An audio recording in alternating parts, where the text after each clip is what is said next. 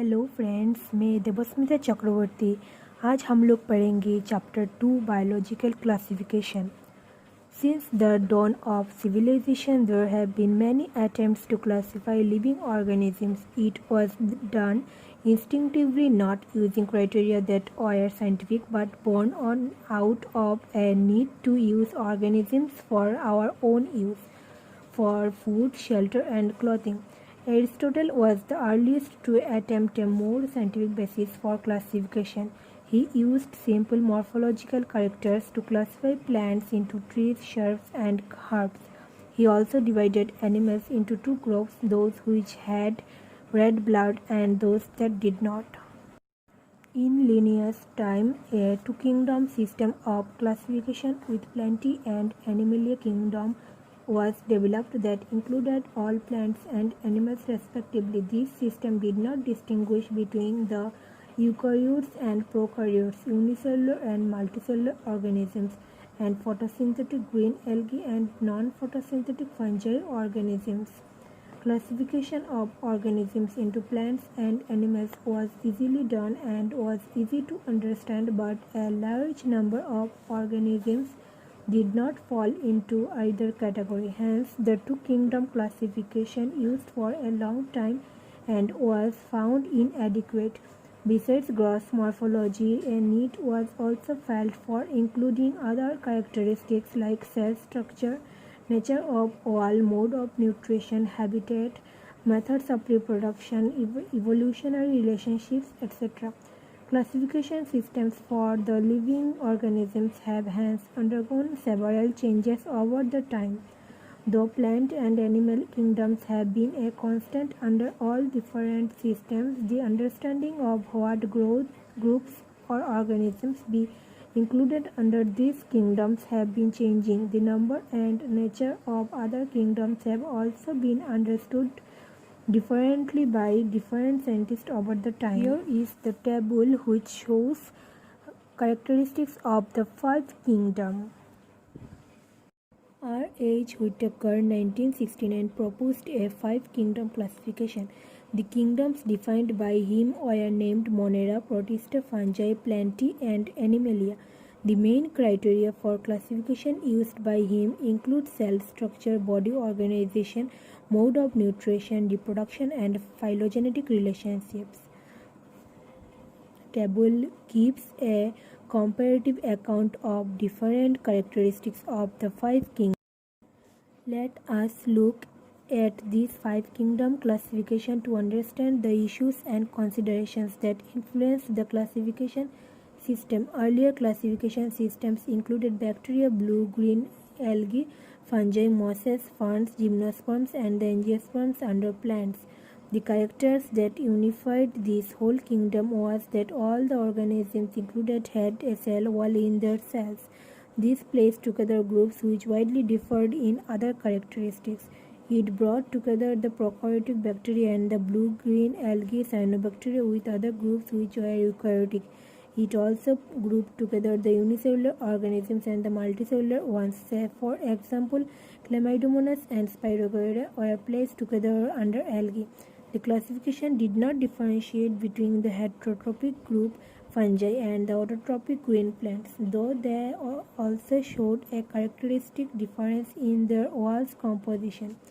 The fungi had chitin in their walls, while the green plants had a cellulosic cell wall. When such characteristics were considered, the fungi were placed in a separate kingdom, kingdom fungi. All prokaryotic organisms were grouped together under kingdom Monera, and the unicellular eukaryotic organisms were placed in kingdom Protista. Kingdom Protista has brought together Chlamydomonas, cholera, earlier placed in algae within plants, and both having cell walls, with Paramecium and amoeba, which were earlier placed in the animal kingdom, which lacks cell wall. It has put together organisms which in earlier classifications were placed in different kingdoms. This happened because the criteria for classification changed. This kind of changes will take place in future too, depending on the improvement in our understanding of characteristics and evolutionary relationships. Over time, an attempt has been made to evolve a classification system which reflects not only the morphological, physiological, and reproductive similarities but is also phylogenetic, that is based on evolutionary relationships. In this chapter, we will study characteristics of kingdom Monera, Protista, and Fungi on the Whittaker system of classification. The kingdoms Plantae and Animalia, commonly referred to as plant and animal kingdoms respectively, will be dealt separately in chapter 3 and 4. Kingdom Monera. Bacteria are the sole members of the kingdom Monera. They are the most abundant microorganisms. Bacteria occur almost everywhere. Hundreds of bacteria are present in a handful of soil. They also live in extreme habitats such as hot springs, deserts, snow, and deep oceans where very few other life forms can survive. Many of them live in or on other organisms as parasites. Bacteria are grouped under 4 categories based on their shape: the spherical coccus, the rod-shaped bacillus, the comma-shaped vibrio, and the spiral spirillum. Here are some bacteria of different shapes: cocci, second bacilli, third spirilla, fourth vibrio. Though the bacterial structure is very simple, they are very complex in behavior compared to many other organisms. Bacteria as a group show the most extensive metabolic diversity. Some of the bacteria are autotrophic, that is, they synthesize their own food from inorganic substrates. They may be photosynthetic autotrophic or chemosynthetic autotrophic. The vast majority of bacteria are heterotrophs, that is, they depend on other organisms or on dead organic matter for food. Archaebacteria. These bacteria are special since they live in some of the most harsh habitats such as extreme salty areas, halophiles, hot springs, thermoacidophiles, and marshy areas, methanogens. Archaebacteria differ from other bacteria in having a different cell wall structure, and this feature is responsible for their survival in extreme conditions. Methanogens are present in the gut of several ruminant animals such as cows and buffaloes, and they are responsible for the production of methane biogas from the dung of these animals. Eubacteria.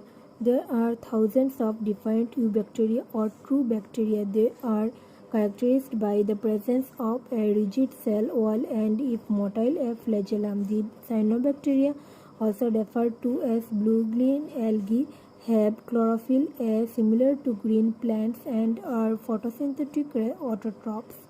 The cyanobacteria and unicellular colonial or filamentous freshwater or marine or terrestrial algae. The colonies are generally surrounded by gelatinous sheath. They often form blooms in polluted water bodies.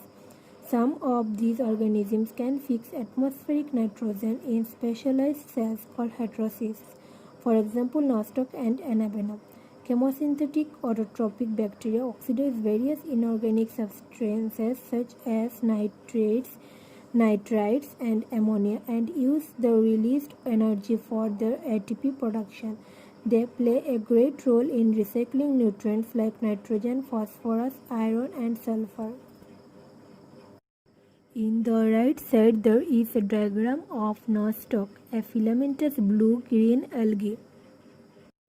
Heterotrophic bacteria are most abundant in nature. The majority are important decomposers. Many of them have a significant impact on human affairs. They are helpful in making curd from milk, production of antibiotics, fixing nitrogen in legumes, roots, etc. Some are pathogens causing damage to human beings, crops, farm animals, and pets.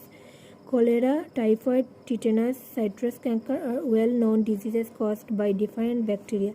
Bacteria reproduce mainly by fission. Sometimes, under unfavorable conditions, they produce spores. They also reproduce by a sort of sexual reproduction by adopting a primitive type of DNA transfer from one bacterium to the other. The mycoplasma are organisms that completely lack a cell wall. They are the smallest living cells known and can survive without oxygen. Many mycoplasma are pathogenic in animals and plants. Kingdom Protista. All single-celled eukaryotes are placed under Protista, but the boundaries of this kingdom are not well defined. What may be a photosynthetic protistian to one biologist may be a plant to another. In this book, we include chrysophytes, dinoflagellates, euglenids, slime molds, and protozoans under Protista. Members of Protista are primarily aquatic. This kingdom forms a link with the others dealing with plants, animals, and fungi. Being eukaryotes, the protistian cell body contains a well-defined nucleus and other membrane-bound organelles. Some have flagella or cilia. Protists reproduce asexually and sexually by a process involving cell fusion and zygote formation. Chrysophytes. This group includes diatoms and golden algae desmids. They are found in fresh water as well as in marine environments. They are microscopic and float passively in water currents, planktons. Most of them are photosynthetic. In diatoms, the cell walls form two thin overlapping shells which fit together as in a soap box. The walls are embedded with silica and thus the walls are indestructible. Thus diatoms have left behind large amount of cell wall deposits in their habitat. This accumulation over billions of years is referred to as diatomaceous earth. Being gritty, this soil is used in polishing, filtration of oils and syrups. Diatoms are the chief producers in the oceans. Dinoflagellates. These organisms are mostly marine and photosynthetic. They appear yellow, green, brown, blue, or red depending on the main pigments present in their cells. The cell wall has stiff cellulose plates on the outer surface. Most of them have two flagella. One lies longitudinally and the other transversely in a furrow between the wall plates. Very often, red dinoflagellates, for example goniolates, undergo such rapid multiplication that they make the sea appear red tides. Toxins released by such large numbers may even kill other marine animals such as fishes. Euglenids. Majority of them are freshwater organisms found in stagnant water. Instead of a cell wall, they have a protein-rich layer called pellicle which makes their body flexible. They have two flagella, a short and a long one, though they are photosynthetic in the presence of sunlight. When deprived of sunlight, they behave like heterotrophs by predating on other smaller organisms. Interestingly, the pigments of euglenids are identical to those present in higher plants, for example, euglena. Slime molds. Slime molds are saprophytic protists. The body moves along decaying twigs and leaves, engulfing organic material. Under suitable conditions, they form an aggregation called plasmodium, which may grow and spread over several feet. During unfavorable conditions, the plasmodium differentiates and forms fruiting bodies, bearing spores at their tips. These spores possess true walls. They are extremely resistant and survive for many years. Even under adverse conditions, these spores are dispersed by air currents. Protozoans. All protozoans are heterotrophs and live as predators or parasites. They are believed to be primitive relatives of animals. There are four major groups of protozoans. Amoeboid protozoans. These organisms live in fresh water, seawater, or moist soil. They move and capture their prey by putting out pseudopodia, false feet, as in amoeba. Marine forms have silica cells on their surface. Some of them, such as entamoeba, are parasites. Flagellated protozoans. The members of this group are either free-living or parasitic. They have flagella. The parasitic forms cause diseases such as sleeping sickness, for example, trypanosoma. Ciliated protozoans. These are aquatic, actively moving organisms because of the presence of thousands of cilia. They have a cavity gullet that opens to the outside of the cell surface. The coordinated movement of rows of cilia causes the water laden with food to be stirred into the gullet, for example, paramecium.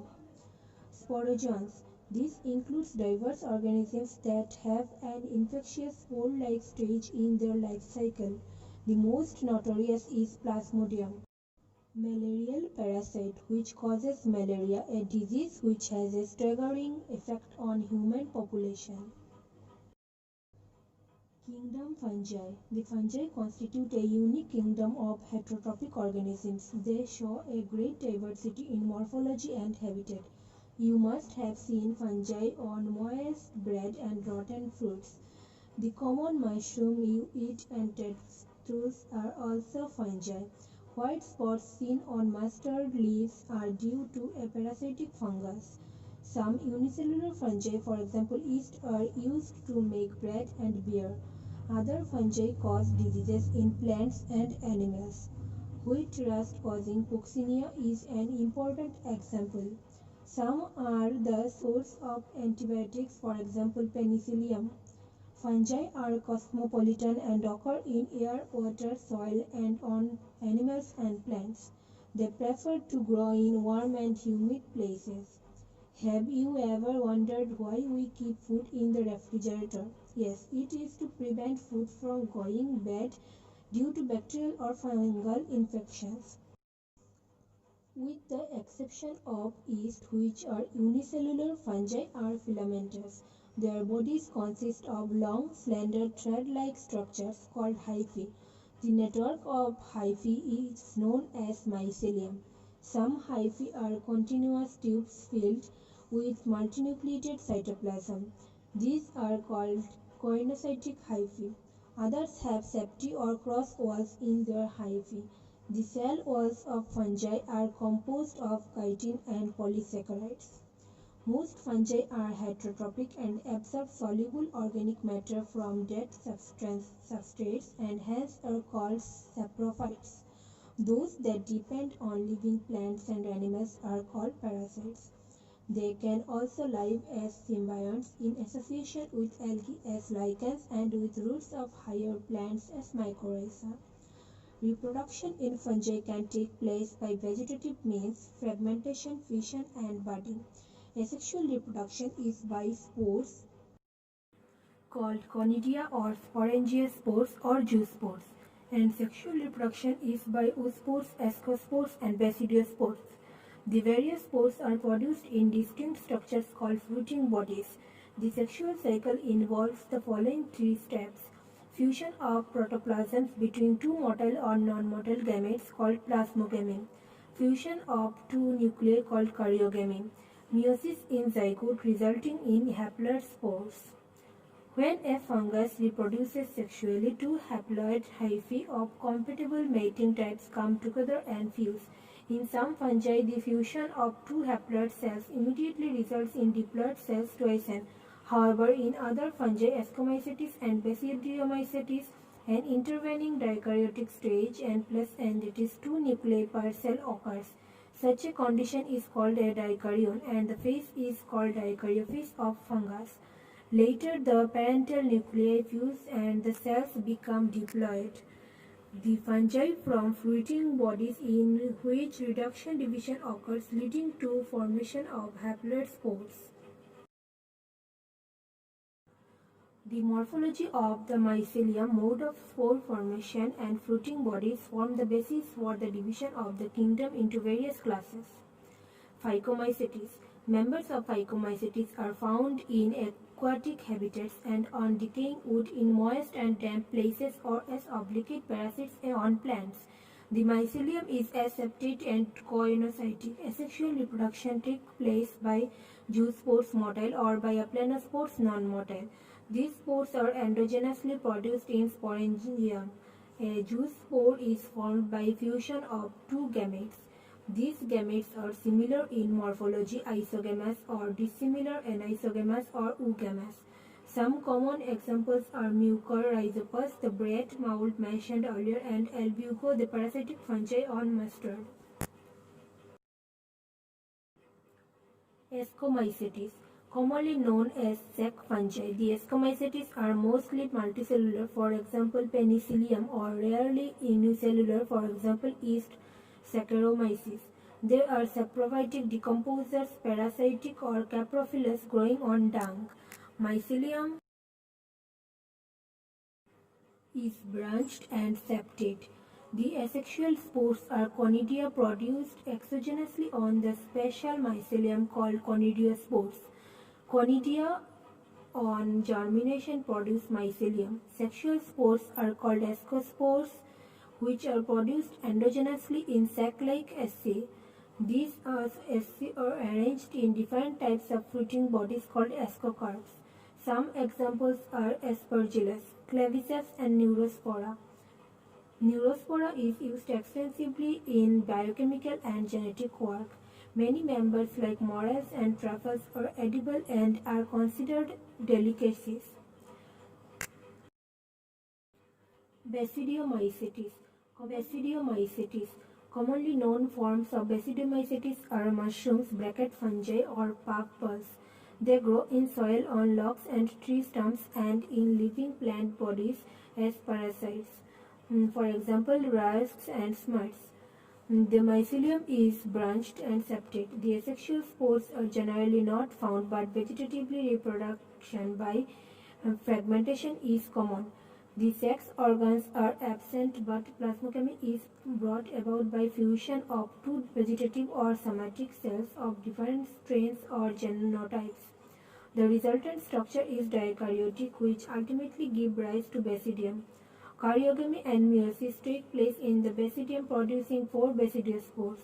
The basidiospores are exogenously produced on the basidium. The basidia are arranged in fruiting bodies called basidiocarps. Some common members are agaricus, mushroom, Ustilegos, murt, and Puccinia rust fungus.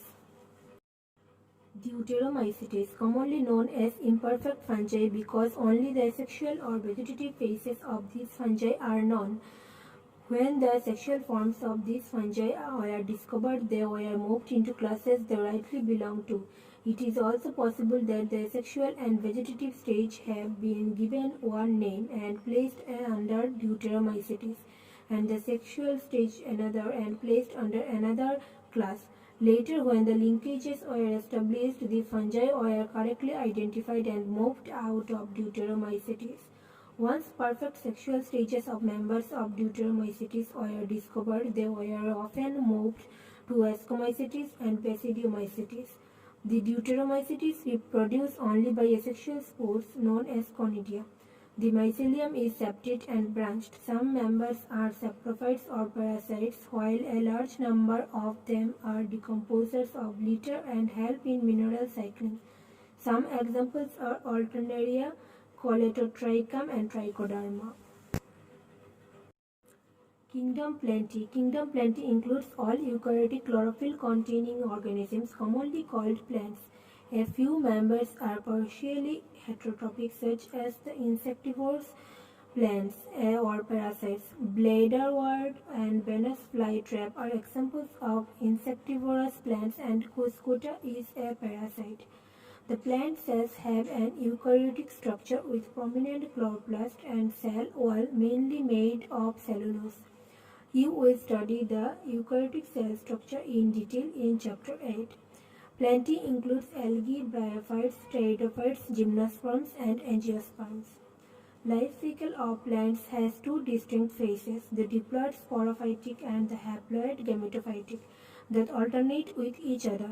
The lengths of the haploid and diploid phases and whether these phases are free-living or dependent on others vary among different groups in plants. This phenomenon is called alternation of generation. You will study further details of this chapter in Chapter 3. Kingdom Animalia. This kingdom is characterized by heterotrophic eukaryotic organisms that are multicellular and their cells lack cell walls. They directly or indirectly depend on plants for food. They digest their food in an internal cavity and store food reserves as glycogen or fat. Their mode of nutrition is holozoic by ingestion of food. They follow a definite growth pattern and grow into adults that have a definite shape and size. Higher forms show elaborate sensory and neuromotor mechanism. Most of them are capable of locomotion. The sexual reproduction is by copulation of male and female followed by embryological development. Silent features of various phyla are described in chapter 4. Viruses, virions, and lichens. In the five kingdom classification of Whittaker, there is no mention of acellular organisms like viruses, virions, and lichens. These are briefly introduced here. All of us who suffer the ill effects of common cold or flu know what effects viruses can have on us. Even if we do not associate it with our condition, viruses did not find a place in classification since they are not considered truly living. If we understand living as those organisms that have a cell structure, the viruses are non-cellular organisms that are characterized by having an inert crystalline structure outside the living cell. Once they infect a cell, they take over the machinery of the host cell to replicate themselves, killing the host. Would you call viruses living or non-living? The name virus, that means venom or poisonous fluid, was given by Pasteur. D.J. Ivanovsky recognized certain microbes as causal organisms of the mosaic disease of tobacco. These were found to be smaller than bacteria because they passed through bacteria-proof filters.